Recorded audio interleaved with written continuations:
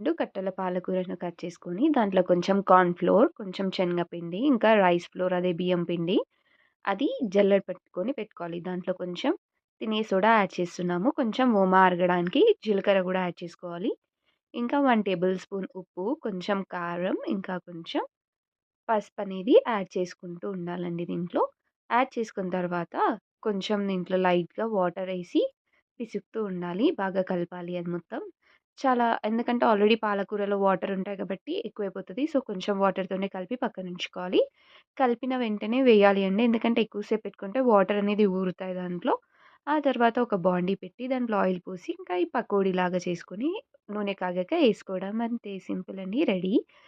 చూడండి ఈ విధంగా ఏయించుకోవాలి. ఏయించుకున్న తర్వాత ఒక 5, 10 మినిట్స్ దాంట్లో ఉంచేసి తీసేయాలి. ఒక 3 మినిట్స్ చాలు. ఇంకా ఈ రెసిపీ నచ్చితే లైక్, షేర్ అండ్ సబ్స్క్రైబ్ చేయండి. చూడండి వేడి వేడి పకోడీ రెడీ.